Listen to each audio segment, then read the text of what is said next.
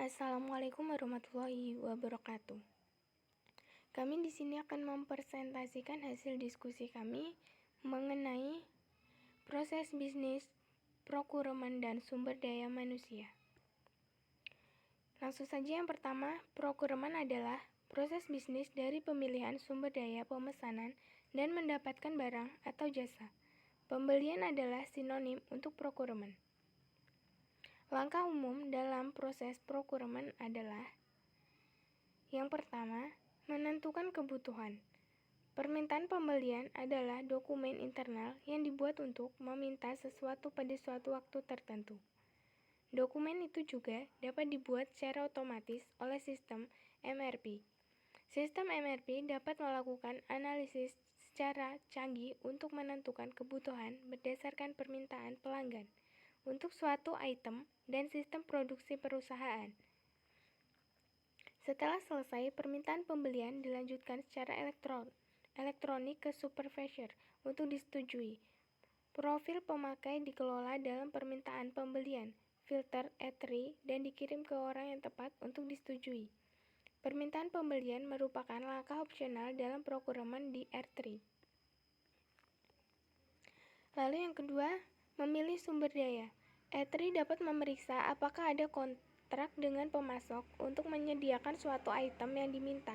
Jika kontrak ada, R3 memberikan jumlah yang diminta. R3 memonitor perjanjian ringkas yang ada dengan pemasok. R3 mengelola pencatatan pemasok, validitas periode kontrak, dan jumlah kuota. R3 mengelola daftar sumber persediaan yang disetujui dan yang tidak disetujui.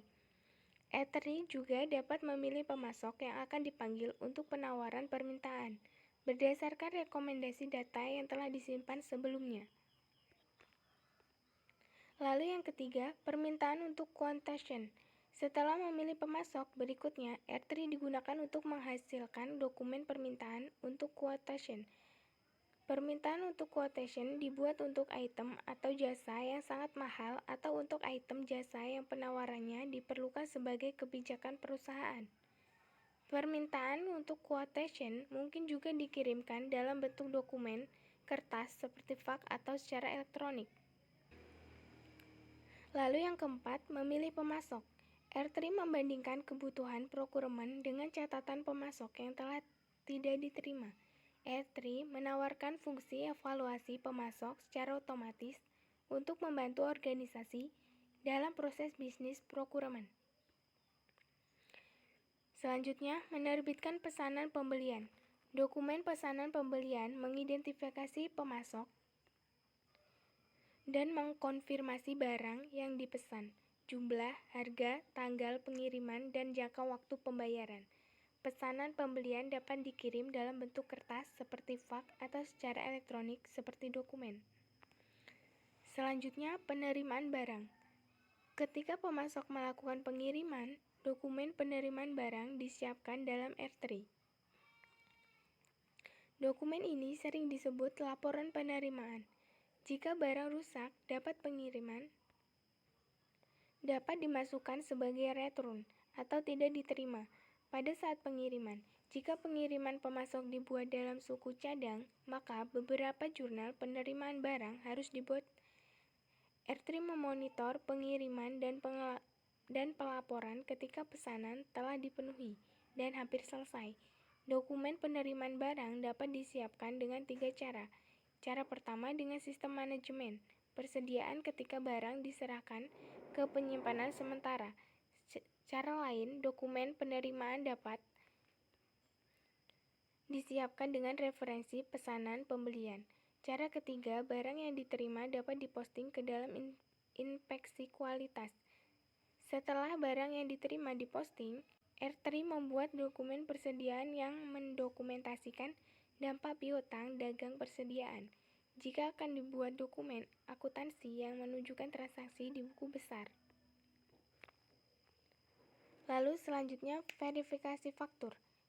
Faktur harus diperiksa dan dicocokkan dengan dokumen penerimaan barang dan pesanan pembelian ke pembayaran. Proses bisnis ini dikenal dengan nama verifikasi faktur. Memastikan bahwa biaya dan kebutuhan kuantitas sudah dipenuhi. Verifikasi faktur menghubungkan manajemen material dengan procurement dengan modul F3. Selanjutnya, pembayaran kepada pemasok. Jika faktur sudah diposting, pembayaran dapat dilakukan.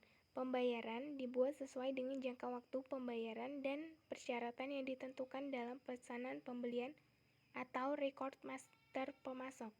Pembayaran diproses melalui hutang dagang dan akuntansi keuangan.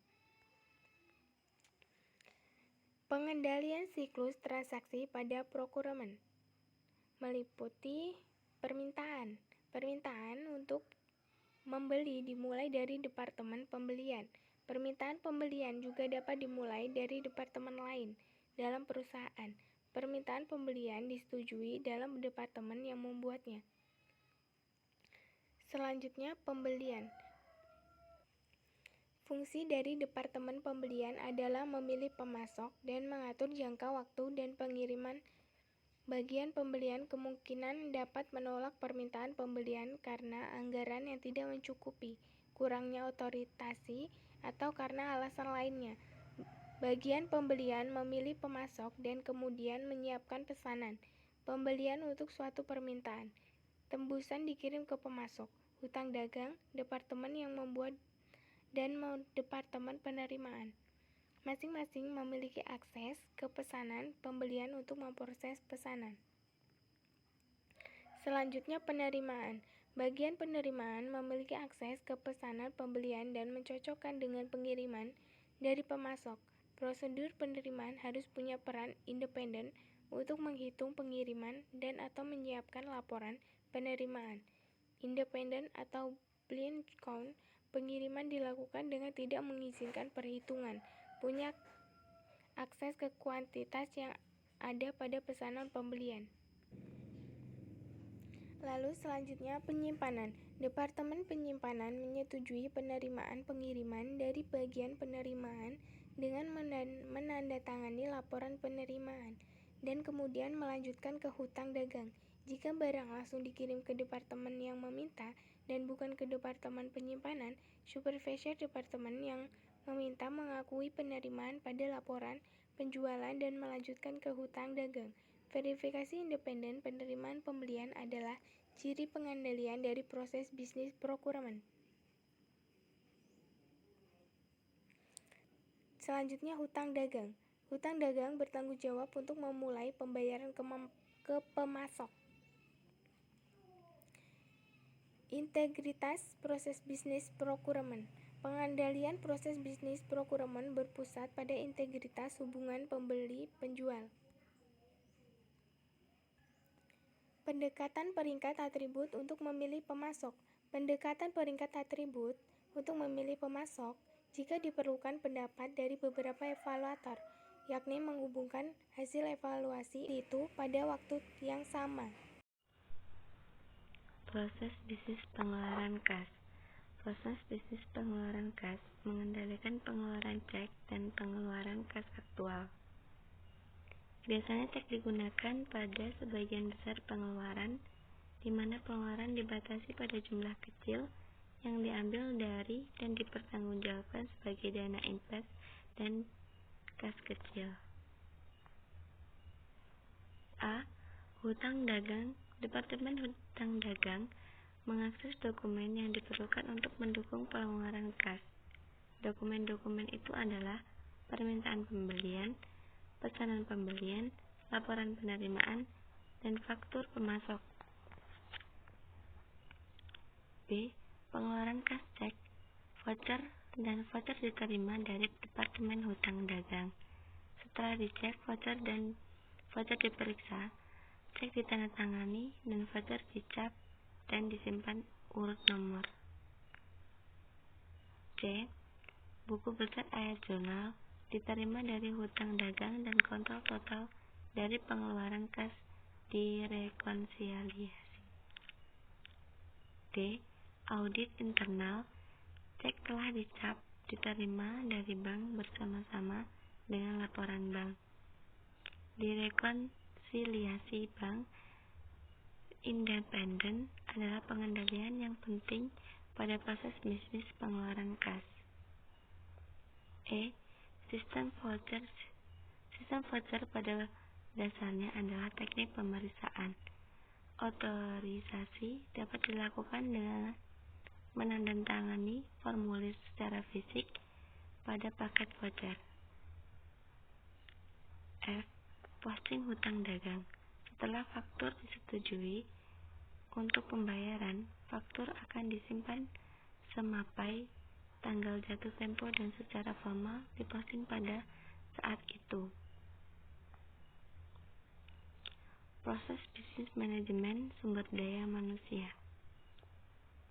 Proses bisnis manajemen sumber daya manusia berkaitan dengan pembuatan dan pengelolaan sistem informasi yang memproses sistem informasi sumber daya manusia. Daftar pekerjaan yang ada di dalam organisasi, daftar deskripsi pekerjaan, dan daftar kualifikasi yang diperlukan untuk suatu pekerjaan adalah contoh dari sistem dari informasi sumber daya manusia yang relevan dengan struktur organisasi. A.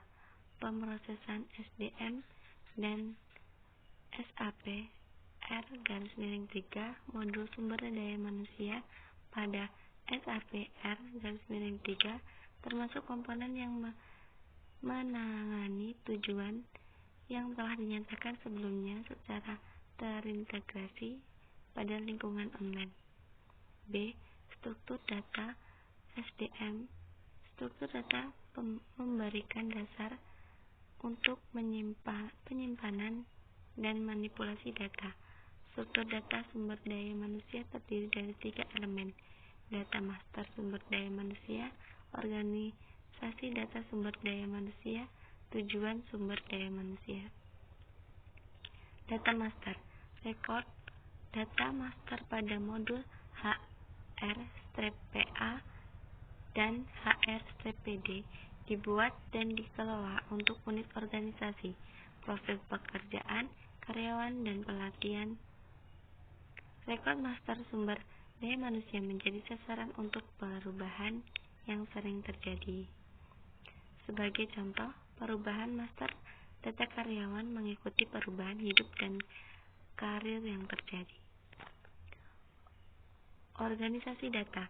Data diorganisasikan dan disajikan bagi para pengguna R-3 dengan infotipes dan event personal.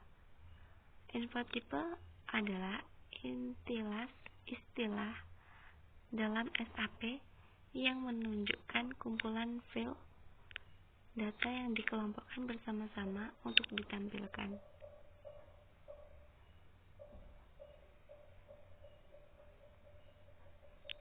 Objek SDM. Tipe objek sumber daya manusia diidentifikasi dengan 1 atau 2 huruf sebagai identifikasi. Setiap karyawan juga punya nomor personal unik untuk identifikasi dirinya melalui sistem informasi.